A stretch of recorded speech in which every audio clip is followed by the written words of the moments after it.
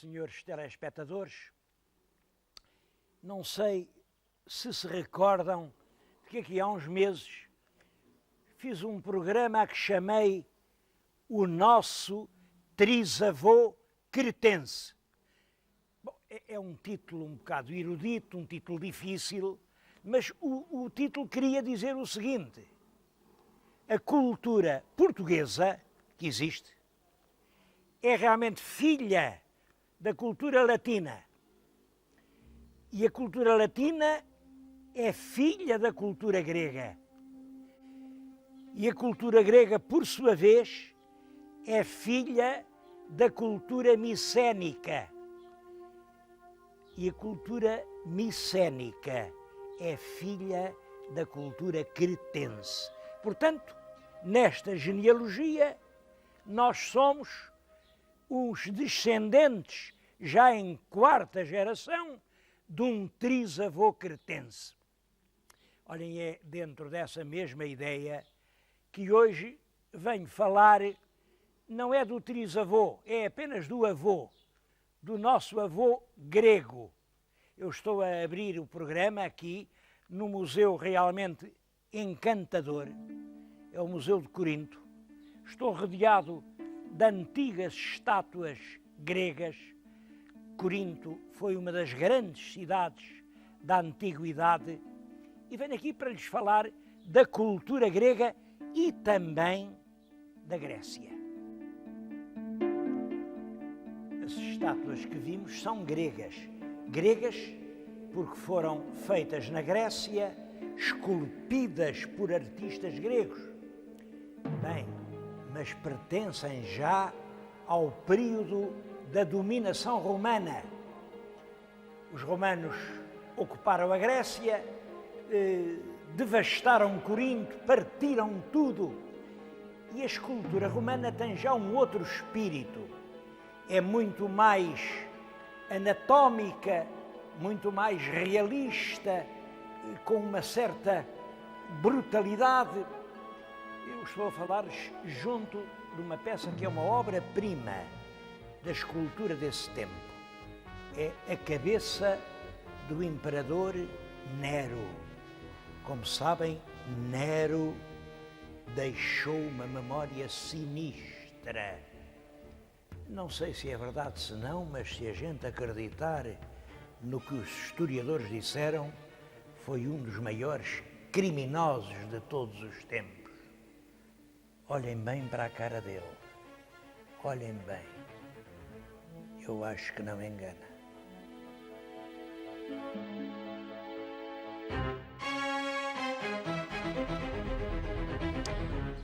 Da Corinto mais antiga, da Corinto grega, o mais eloquente vestígio é este que está atrás de nós. São 7 colunas, é o que resta do templo de Apolo. Eram 38 colunas e mesmo estas 7 foram reconstruídas. Como sabem, Apolo era o deus do espírito, da cultura, da elevação. Era o deus que se opunha à natureza. A natureza era este mundo, eram os homens, os seus pecados. Apolo era, portanto, lá em cima. E tanto os romanos como os gregos veneravam Apolo. Corinto está ligado a imensos mitos. Eu só queria aqui recordar um que me parece um mito muito conhecido, aliás, mas muito difícil de entender, que é o mito de Jasão e Medeia. O Jasão era um argonauta, é o chefe da expedição dos argonautas. E eu acho que o sentido do mito de Jasão é este. Não se escandalizem. O falso herói. O herói que, bem no fundo, não era herói nenhum. Pelo contrário.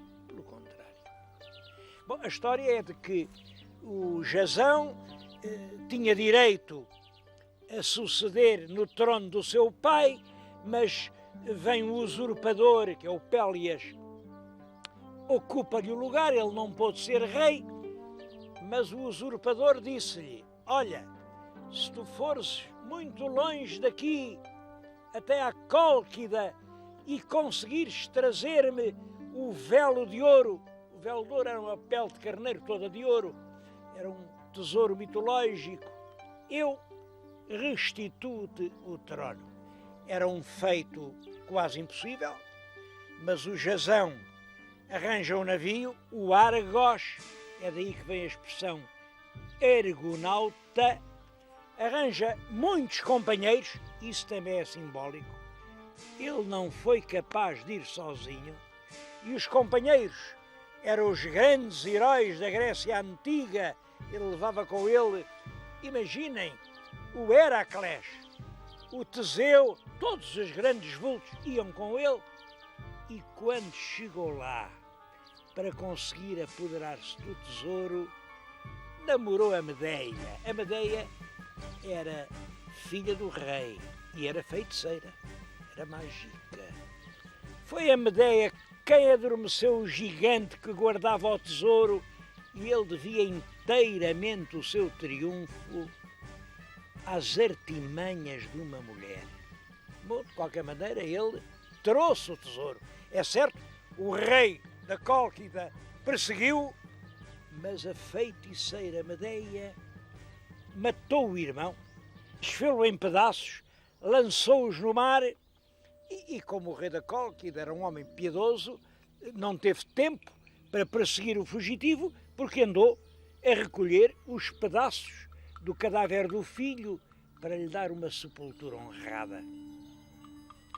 Depois, assim, já com o velo de ouro, o Jazão chega à sua terra e diz: pronto, cá está o velo de ouro, eu agora quero ser rei.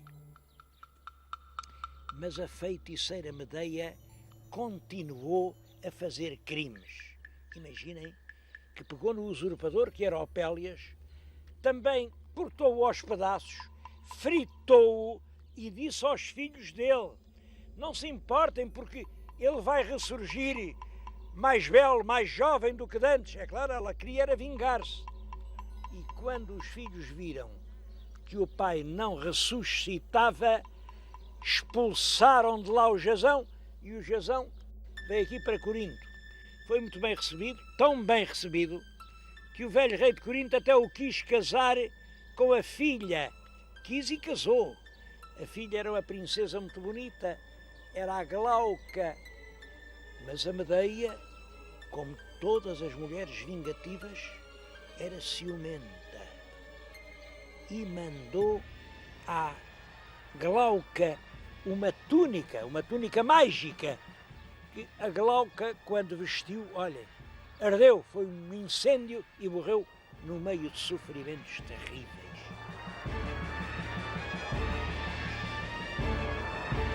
Qual foi o fim do Jazão? O Jazão era um homem cheio de glória, devo-lhes dizer, porque era o comandante da nau Argos.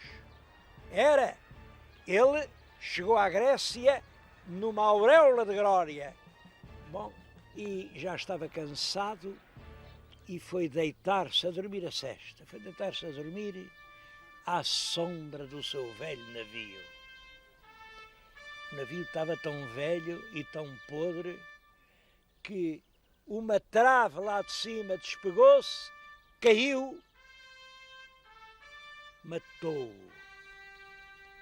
É realmente o símbolo do falso herói, do homem que fez um feito aparentemente glorioso, mas fê-lo através de burlas, de meios fraudulentos, e que acaba por ser vítima da própria glória que forjou.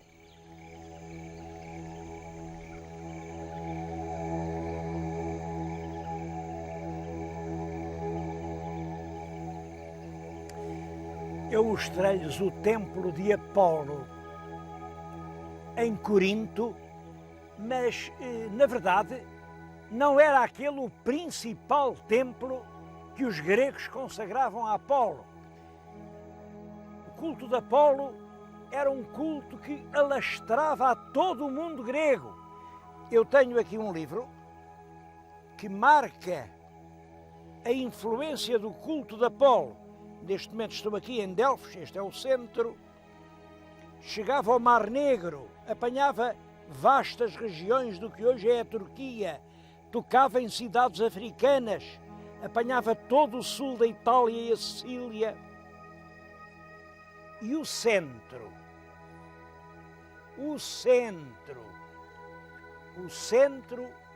era aqui.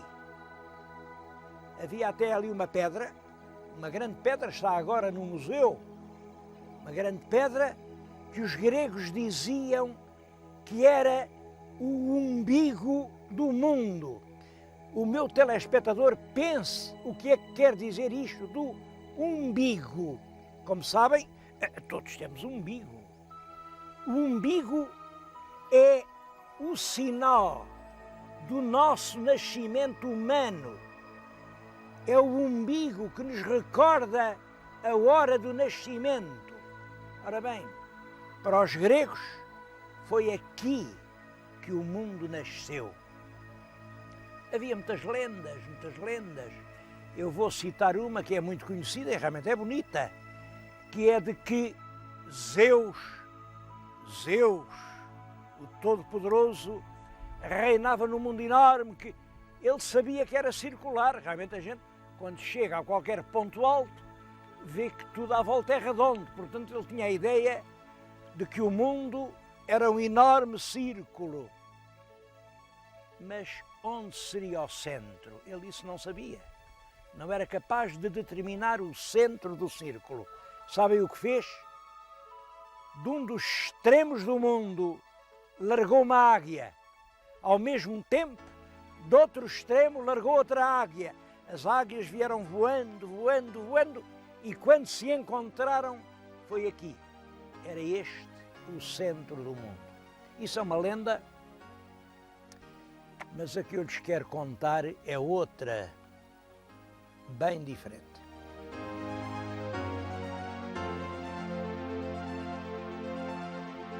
Este templo que vê na vossa frente é um templo de Apolo, o mais famoso templo de Apolo de todos os tempos. É o Apolo Pitónio. Pitónio vem de Pitone, Pitone a serpente, porque o Apolo, filho de Deus, representante da inteligência, do espírito, da cultura, da sabedoria, tinha naturalmente um inimigo. Era a terra, Geia, e a Geia, no seu seio, criava serpentes. Ora bem, uma serpente, Pitone, serpente quer dizer Pitone, uma Pitone vivia ali. Quando o Apolo lá chegou, ainda pequenino, a serpente quis matar o Apolo. A terra quis abafar o espírito. Mas Apolo, que já pequenino era rápido, com as suas flechas, matou a serpente. Foi o espírito que dominou a terra. E para os gregos, quando o espírito domina o mundo, é que o mundo começa. Esse é o sentido do ónfalos, é o sentido de que o princípio do mundo foi aqui. Porque foi aqui que o espírito se impôs à natureza. Os gregos tiveram sempre muito viva essa noção de duas forças. Uma força da alma, uma força do corpo, uma força bestial e animal e poderosa e permanente, que existe em todos nós, e uma força anímica, espiritual, elevada, que nos faz pensar em outras coisas que também existe em todos nós. Para o grego, A alma humana é um permanente campo de batalha entre a terra e o céu. Foi além que o céu ganhou.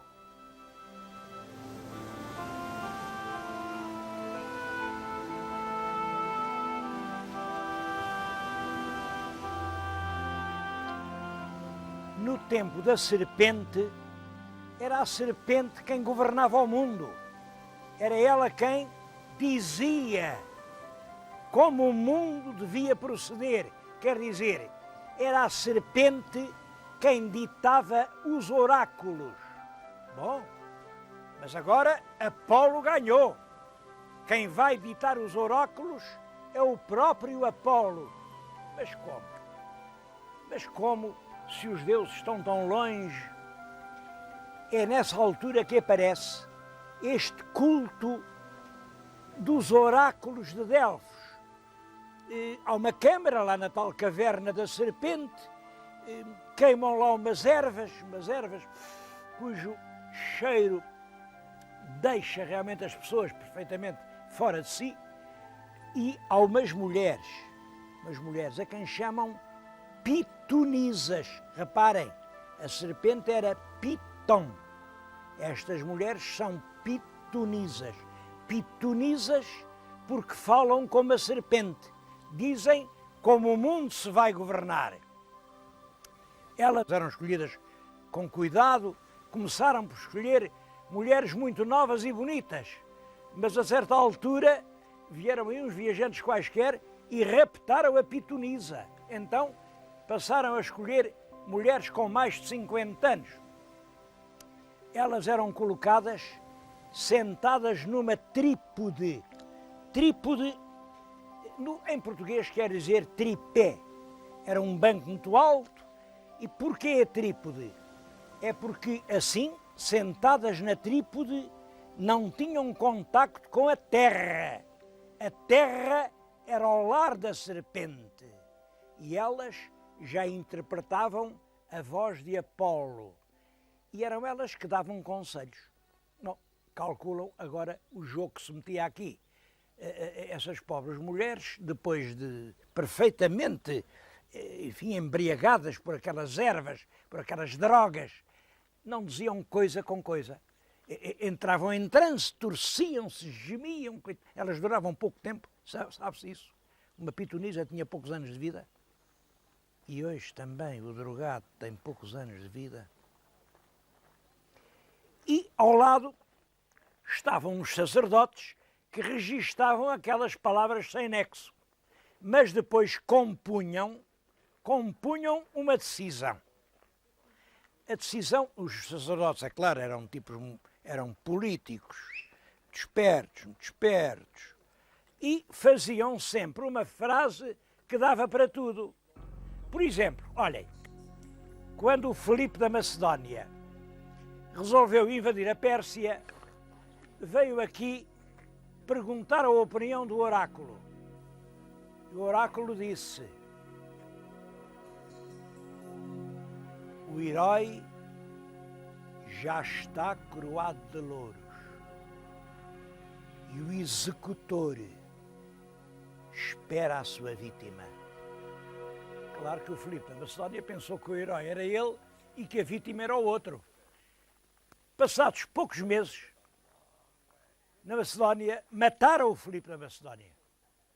E o oráculo saiu certo. Claro que o executor esperava a sua vítima. E o oráculo ficou com imenso prestígio. Adivinhou o assassinato do Filipe da Macedónia.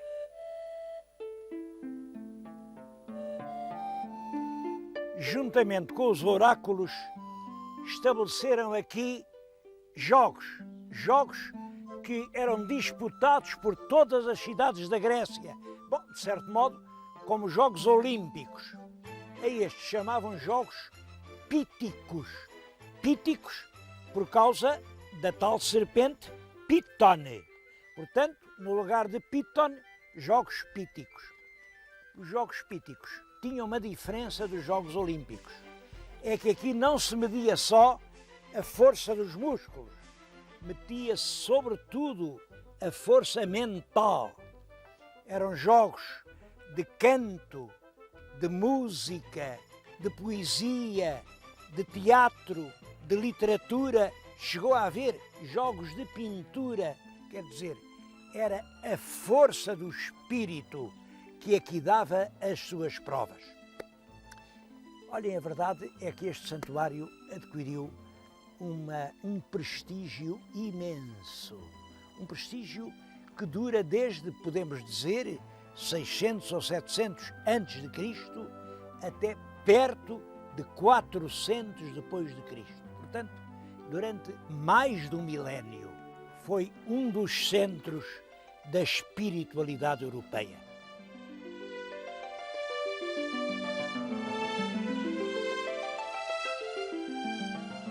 Não poderei deixar de falar de Édipo, um rei contra a força do destino. O problema que põe é este: o que é mais forte? Se a vontade lúcida do homem, se a força cega do destino. Olhem, a propósito do Édipo, eu até julgo que encontrei o rochedo da Esfinge. Se não era aquele, era exatamente igual àquele.